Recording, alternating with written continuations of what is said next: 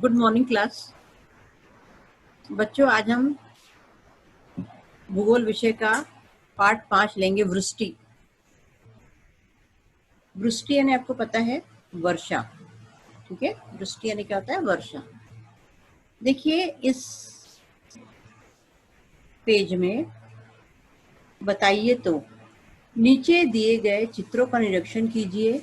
प्रत्येक चित्र के वर्णन संबंधी एक वाक्य दिया गया है। आप कुछ अन्य वाक्यों में इस चित्र का वर्णन कीजिए। प्रश्नों संबंधी चर्चा भी कीजिए। देखिए बच्चों, ये क्या दिखाई दे रहा है? पहले उसमें शीतकाल में घास के पत्ते प्रातः समय में इस प्रकार दिखाई देते हैं। देखिए क्या दिखाई दे रहा है हमको इसमें।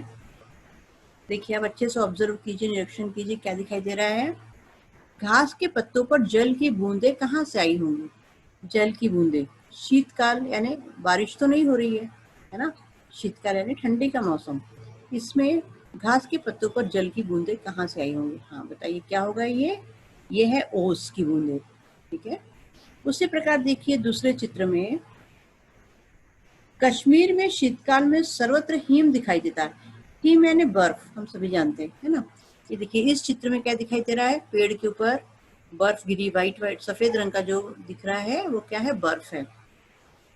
अपने परिसर में हमें हिम क्यों नहीं दिखाई देता? अपने परिसर में यानी जहाँ हम रहते हैं, यहाँ पर हमें बर्फ क्यों नहीं दिखाई देता? यहाँ पर हमें, क्योंकि हम कैसे भाग में रहते हैं? उष्ण, है ना। हमारा भाग कैसा है? गर्म प्रदेश में रहते हैं हम। तो वहां पर बर्फ गिरती है क्या? नहीं गिरते, एक आधी बार गिरते हैं और वो ओले गिरते हैं, और वो ओले हमारे फसल के लिए नुकसानदायी होते हैं, है ना। और ये कहाँ पर है? कश्मीर में दिया है।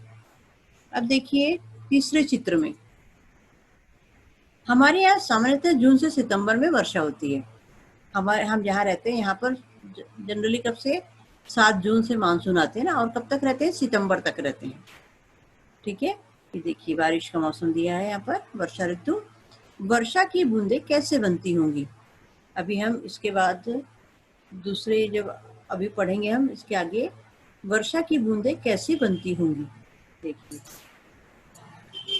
ये चित्र में देखिए, ये जो चित्र दिया हुआ है, लंदन में शीतकाल में दोपहर तक ऐसा कोहरा दिखाई देता है। अपने भारत में भी कई बार क्या होता है, उत्तर प्रदेश में, मध्य प्रदेश में, जहाँ पर ठंडा प्रदेश है थोड़ा, वहां पर कोहरा बहुत होता है ना, कोहरा, फॉग। हमारे यहाँ शीतकाल में दोपहर तक ऐसा कोहरा क्यों नहीं दिखाई देता? लेकिन हम जहाँ यहाँ रहते हैं महाराष्ट्र में, यहाँ पर कोहरा कम दिखाई देता है, नहीं के बराबर दिखाई देता है। अब इसके बाद वाला देखिए, कुछ समय ओले पड़ने से खेती की फसलें नष्ट होती। जैसा कि मैंने आपको बताया कि हमारे यहाँ बर्फ की बारिश नहीं होती, हिमपात नहीं होता हमारे यहाँ। एक आधी बार कभी मौसम खराब हुआ तब ओले पड़ते हैं, कंचे के बराबर ओले पड़ते हैं, और उससे हमारी फसलें खराब हो जाती है। देखिए यहाँ पर दिया हुआ, फसल के ऊपर ये सब गिरने से, बर्फ के गोले से, छोटे छोटे गोले गिरने से क्या हो जाती है? वो खराब हो जाते हैं। ओले हमेशा क्यों नहीं पड़ते? इस पार्ट में हम ये सारी चीजें पढ़ेंगे। आइए देखते हैं हम। पहला है भौगोलिक स्पष्टीकरण। पृथ्वी के पृष्ठभाग का 70.8% भाग जलयुक्त है। पृथ्वी में कम से कम कितना भाग जलयुक्त है? 70.8%। हम मानकर चलेंगे 71%। पृथ्वी पर जल भंडार का वितरण असमान है, यानी जल भंडार हर जगह अलग अलग है। हर राज्यों में, हर देशों में जल भंडार, जल के स्रोत अलग अलग हैं। कुछ स्थान पर जल भंडार सीमित रूप में है तो कहीं विपुल मात्रा में। कहीं पर जल भंडार जल सीमित रूप में है तो कहीं पर ये अधिक मात्रा में होता है। उपरोक्त चित्र में आकृति 5.1 के अनुसार हम विविध प्रकार के जल रूपों का अनुभव करते हैं। अभी हम जितनी भी आकृतियां देखी, जितने भी चित्र देखे, हमने अलग अलग प्रकार के जल रूपों का अनुभव किया। वायुमंडल में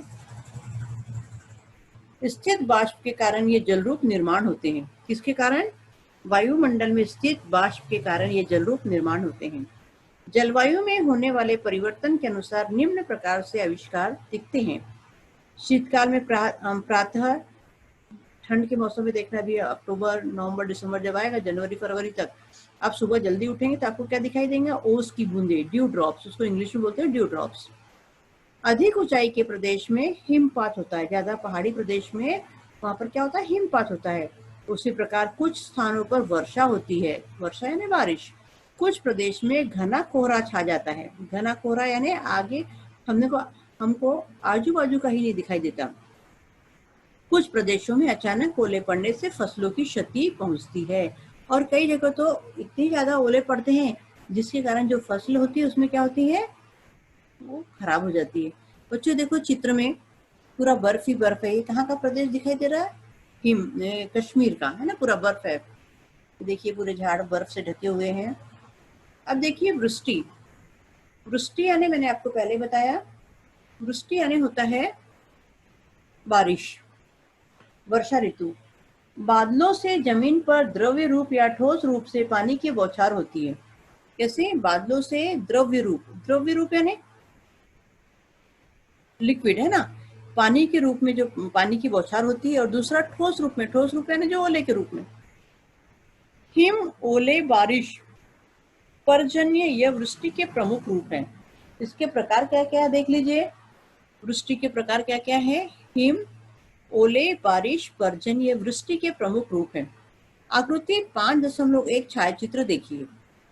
5.1 ये देखिए, वृष्टि के रूप अलग अलग दिए। यहाँ पर पानी के रूप में है, यहाँ पर क्या दिया हुआ है, ओले के रूप में है। यहाँ पर देखो घना कोहरा छाया हुआ है, और यहाँ पर देखो हिमपात हुआ है ना।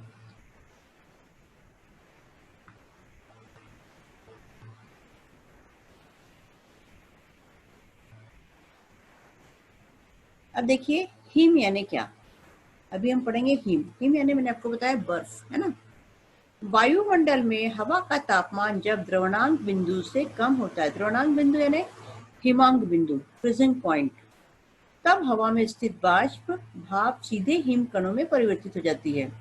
जब वायुमंडल में हवा का तापमान जब एकदम कम होता है, द्रवांक हिमांक बिंदु से कम होता है, तब हवा में स्थित वाष्प भाप क्या बन जाती है, सीधे हिम कणों में परिवर्तित हो जाती है, यानी छोटे छोटे बर्फ में परिवर्तित होती है। इस प्रक्रिया को क्या कहते हैं? संघनन की प्रक्रिया। क्या कहते हैं? संघनन की प्रक्रिया। यहाँ वायु रूप वाष्प ठोस रूप में परिवर्तित होती है। जो वायु रूप में वाष्प है वो काय में परिवर्तित होती है? ठोस रूप में, यानी सॉलिड में। ऐसी ठोस रूप की वर्षा को हम क्या कहते हैं? हिम वर्षा कहते हैं। उच्च अक्षवृत्तीय प्रदेशों से और समशीतोष्ण प्रदेशों में समुद्री सतह तक हिम वर्षा होती है। देखिए कहाँ से, इसको ब्रैकेट कर लीजिए। उच्च अक्षवृत्तीय प्रदेशों से और समशीतोष्ण प्रदेशों में समुद्री सतह तक हिमवर्षा होती है। तो उष्ण कटिबंध में लगभग 5000 मीटर से अधिक ऊंचाई पर हिमवर्षा होती है। उष्ण कटिबंध जहाँ पर गर्म प्रदेश है वहां पर 5000 मीटर से अधिक ऊंचाई पर हिमवर्षा होती है।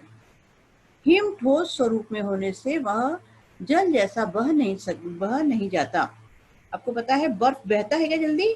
नहीं। इसके पहले के लेसन में आपने हिमानी पढ़े थे, हिमानी बर्फ की नदी, ठीक है ना। हिम ठोस रूप स्वरूप में होने से वो जल जैसा बह नहीं जाता, उसकी परतों पर परतें संचित होती है। जैसे बर्फ गिरी तो उसके पार वो तुरंत बहेगी नहीं, है ना, तो और बर्फ गिरी तो उसके ऊपर परते पर परतें संचित होती हैं। हिम अधिक मात्रा में संचित होने से कई समय उस प्रदेश में परिवहन एवं संदेश वहन सेवाएं खंडित हो जाती है। कई बार देखो अपने जहाँ हम रहते हैं वहां पर भी अधिक बारिश हुई तो सब्जियों में, बोलते हैं सब्जियां एकदम महंगी पड़ गई, अनाज एकदम महंगा हो गया, क्योंकि क्या, जो ट्रक लेकर आ रहे माल, परिवहन जो है वो नहीं हो पा रहा है, सामान आ नहीं पा रहा है। वैसे क्या हो जाता है, रास्ते अवरोधित हो जाते हैं, जिसके कारण मार्ग सुलभ नहीं होता। ठीक है, उस समय उस प्रदेश में परिवहन एवं संदेश वहन सेवाएं खंडित हो जाती हैं। कई बार हमारे फोन नहीं लगते और संदेश हम एक दूसरे को नहीं दे सकते। उसका कारण क्या होता है? अधिक बारिश या मौसम खराब होना। हिम प्रदेश में लोगों को हिम बाधा होने से हमेशा सावधान रहना पड़ता है। हिम प्रदेश में जहाँ पर बर्फ गिरती है वहां पर जब जोर से बारिश, जब हिम गिरेगा, वैसे में समय लोगों को अपने घर से बाहर नहीं निकलना पड़ता, क्योंकि वो नुकसानदायक है। हिम पिघलने से इन प्रदेशों को जल मिलता है और वहां पर पानी की मात्रा देखो कम होती है, क्योंकि अधिक ठंड होने के कारण जो बर्फ रहती है वो तो वर्षा ऋतु के रूप में क्या होता है, हिमपात होता है, और वहां पर इतना ठंडा रहता है कि वहां का जो पानी था वो भी जम जाता है। ठीक है, क्या आप जानते हैं? ये देखिए, ये देखिए। ठीक है बच्चों, इसके बाद के वीडियो में हम इसके आगे का भाग लेंगे। धन्यवाद।